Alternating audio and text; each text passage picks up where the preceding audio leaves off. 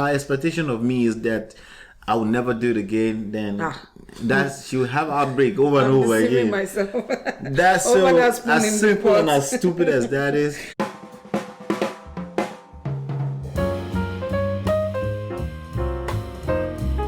Hello guys. Today's email's topic is 16 years marriage. I don't know what to do. My husband and I have been married for 16 years now. He's my best friend and I'm more than sure he still loves me. But he betrayed me. Please help. I don't want to leave him, but I feel I have no other choice. Several years ago, he was unfaithful prior to our marriage, although he made a solid promise in the eyes of God never to fail me like this again. He did. The infidelity isn't the only thing that is jeopardizing our marriage. At this point, I don't recognize him anymore and I'm ready to file for divorce. I feel like if I stay, I'll break the promise that I made to myself when I forgave him the first time. Basically, I feel like he will fail me again. I don't know what to do. I'm breaking apart. I'm willing to leave a man I'm completely devoted to and in love with. Thank you. Already yo. Already Yes. So, she's been married for 16 years. She says this is her best friend. And she says that she knows that her husband loves her. Okay? But he keeps betraying her. How? By, cheating. Oh, okay. He was unfaithful before and she kind of forgave him, but she made a promise to herself that if he does it again, that she will have to move on with her life. At this point, she loves the man still, but she feels like if she leaves the man, if she stays with the guy, she'll be breaking the promise she made to herself. So now she's conflicted. Oh, Should I stay with a man that she would leave if he ever cheats on her again? But now, reality kicks in. The reality is he did it again. He did it again. So. Well, is there some kind of assurance? She's obviously there's no assurance. So, what's your advice for this lady? I would say one of the biggest problem here is the expectation that this guy would not fail. So having that expectation is like shooting yourself in the leg. At the same time, I do not want to condone cheating. Right. Because when people That's hear not to say it's a pass. You get me. Oh, so is it okay for him? No, I don't agree that it's okay for him to cheat. But I believe that if he's willing, now she has to see it for herself too. If he wants to come to the table and make this marriage work, they still have something they can hope for. Right. It's still doable. That means include that they will have to come to the table together. They will have to take some coaching together. They will have to stay committed to each other. Right. Now, the reason why the guy keeps cheating, we don't know. Right. That has to be tackled as well. Right. So I would not say she should just pack her bags and leave. I would say start by communicating with this guy what the issue is. If he still wants to. But she didn't mention anything about communication, right? No, she didn't. She's just disappointed and she feels betrayed. But she did say this is her best friend for 16 years. So if this is your best friend for 16 years, you can still make this work. You need to communicate. You need to tell him this is what you want. This is what is not going to happen again. Right. He needs to come to the table with this is what he wants and this is what he doesn't want to happen. Right. And from there they can build a marriage. They have to show up together, like 100 and they have to be on the same page. They have to be on the same page. So obviously there's something lacking. Why? Right. This guy sounds like she's crying by herself. Right. Okay. My husband and I have been married 16 years now. He's my best friend, and I'm more than sure he still loves me. But he betrayed me again, I guess. Yeah. All right, please help. I don't want to leave him, but I feel I have no other choice. So that whole paragraph, there's nothing about outside of he betrayed. No. There's no other reason why she feels she needs to leave. I mean, like, reading between those lines, it almost seems like it's an emotional ache of some sort, you know. Yeah. Several years ago, he was unfaithful prior to our marriage. Okay, I always tell people this, like she said earlier, the expectations, you know, the idea that a man is faithful before you guys are married, unless if it's out boldly yelling, talking loud, born again Christian, right? The idea that a guy is just faithful before marriage and doesn't mean it doesn't exist, but the expectation on it is ridiculous, you know, because there's people, you're not officially married, you don't have a common law, you're not living together, and your expectation is that he's not seeing other people. That expectation is quite often break a lot of people, but doesn't mean it's not possible for someone to be faithful. I'm just saying, just like even inside of marriage, expectation has to be put in a certain type of container. If it becomes a wildfire, it can really backfire in your marriage. So again, like she said, it's not a past that people should cheat, but when we talk about trusting, you know, we have to really, really work hard at putting that trust in God. But with that being said, it works better when it's both of you putting your trust in God together. Yeah. So let's see here. I don't have to leave him, but I feel I have no other choice. Well, you always have choice, okay? You always have choice, but the choice I always ask you to make as an individual is to choose to be happy. But make sure that means happy. There's a lot of people making moves that will end up putting them in a position that they won't be happy. But they're taking a blind step, you know, because they're not happy right now. Right. They're thinking, if I leave, I'll become happy. It's often not true, right? So you just want to make sure that means happiness, you know. Let's keep on here. Several years ago, it was okay, blah, blah, blah, he did. Okay, so he failed you again, basically. Although he made a solid promise in the eyes of God never to fail me like this again, he did. Like she said, expectation, you know, you're dealing with humans, and the Bible was very, very clear on your trust in human beings. The Bible is extremely, extremely very, very clear on that. So let's be clear. The only thing that won't betray is God at the end of the day. But betrayal doesn't have to be massive, like somebody being unfaithful, because that has a massive impact on a person, right? It could be something as simple as, oh, you told me you will carry that garbage, you didn't carry it. What was it there was something today? Oh, I left the spoon inside of that wasn't pot. Today, that was yesterday. Oh, that was yesterday, right? You didn't leave the spoon in the pot. You left the spoon in a pot of beans. In a pot of beans. Okay, so you get it? That could mess the beans up. Right. Right. So betrayal starts from little things like that, right? Well, I wouldn't say you betrayed me. That's crazy. Because you said it a few times that I shouldn't leave spoon in there, but I left it in there, right? And you gotta remind men all the time. So imagine if she had taken it as, you know, things like that. If our expectation of me is that I will never do it again, then she will have outbreak over and over again. Myself. That's as simple and as stupid as that is.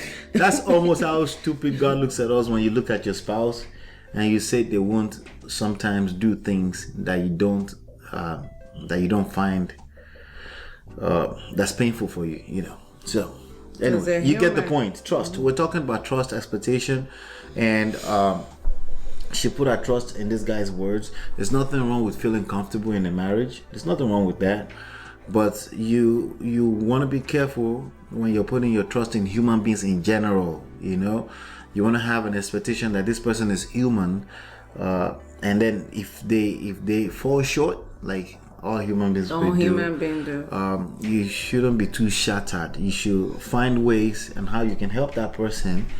If they're your husband, how can you help this guy? Okay, how can you help him? That's the first thing that should come to mind. Then how can you, obviously this is you come first, honestly, you know, but how can you help your marriage is next, because this is your marriage now at stake. And it's not as simple as I'm just gonna move on. Your life may end up being miserable, like most people that quit their marriage.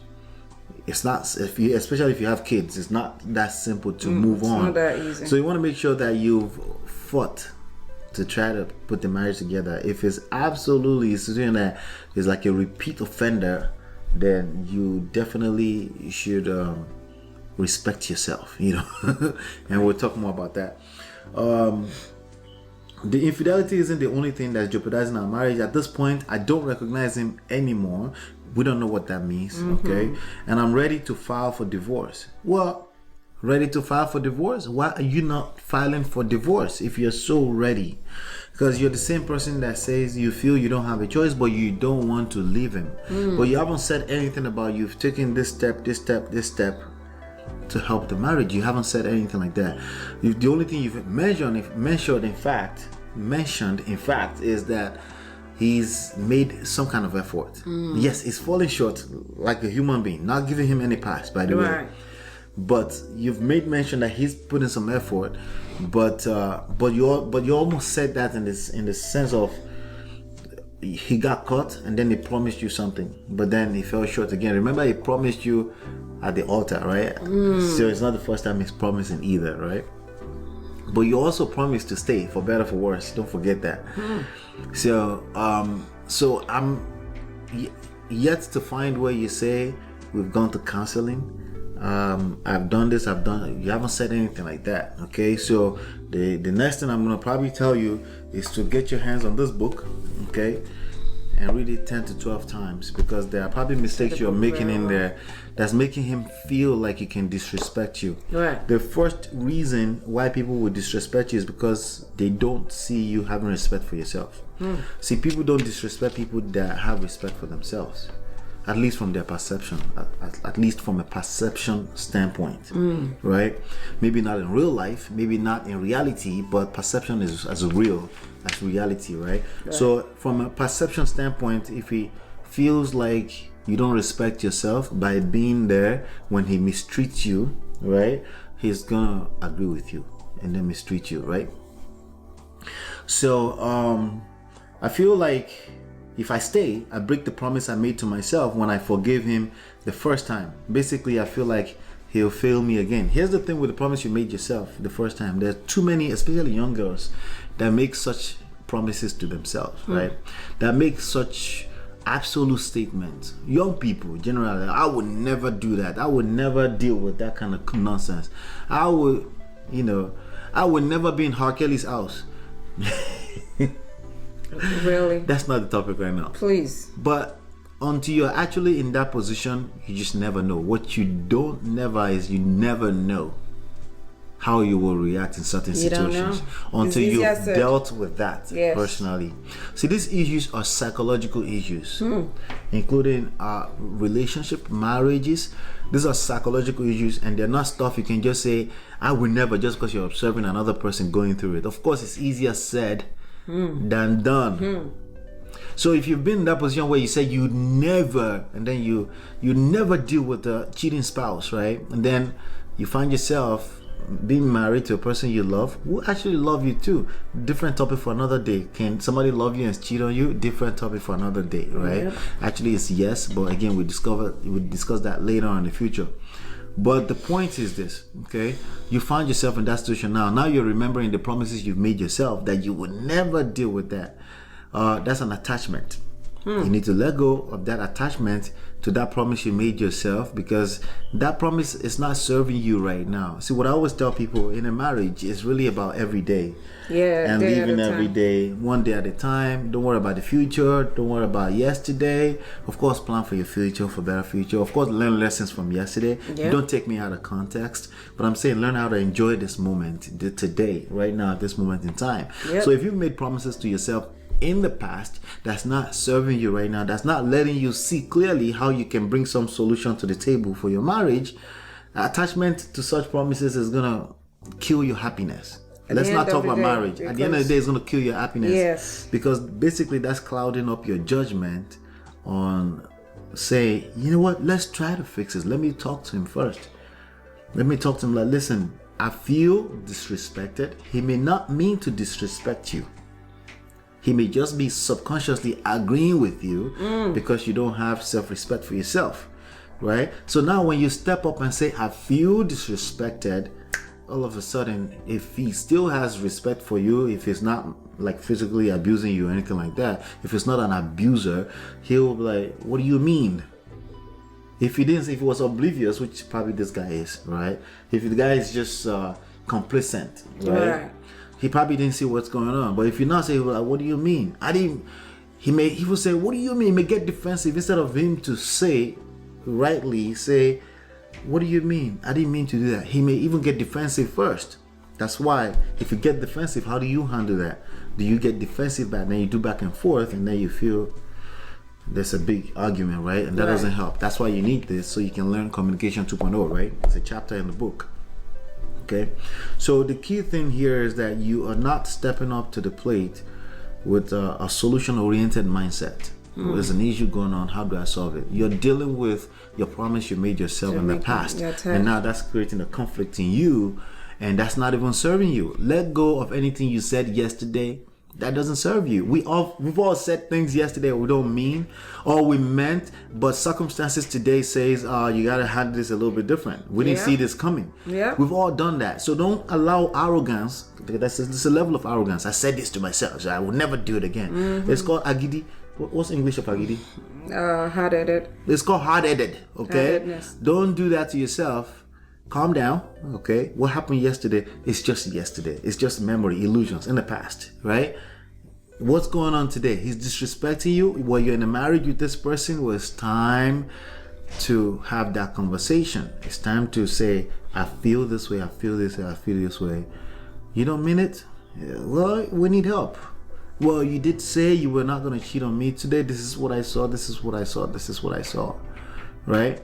Oh, you went on the phone digging in the phone. Well, I felt a certain way. That's why I'm digging in the phone. Why is it that I'm feeling this way? We need some help. That's right.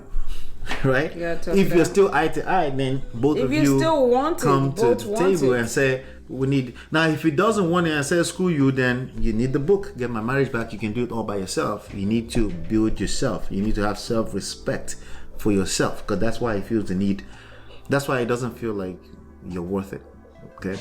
He doesn't see the value, and no one else is going to see your value unless you see it first. That's the way it works, not the other way around. Okay? I don't know what to do. I'm breaking apart. Well, you know what to do first now. The first step is go get this book, read it. How many times again? 10 to 15 times. All right. I'm willing to leave a man I'm completely devoted to and in love with. No one is willing to leave a man dead. All right. Again, those are the things you're telling yourself, because I understand you're emotional. You're feeling like you've lost. You're feeling like, but you can absolutely do it. You can absolutely get your marriage back to where both of you can be happy again. If he's checking out on you, he's cheating on you, clearly he's not happy either. He's not happy with your marriage. At least not enough for him to say, I'm not gonna throw this all away. Right. Okay. So that's that. Anything else you want to add, babe? No. That's it. That's it. Another great one. Hopefully you've been enlightened, educated. Click share, click like if we said anything that made sense to you here. Now, this young lady needs more advice. All right, so I want you to give your advice and your opinions below. Comment right below this video, and don't forget, getmymarriageback.com. Go get your copy. It's absolutely free, but it's also available in audio book and on Kindle or paperback, just like this one.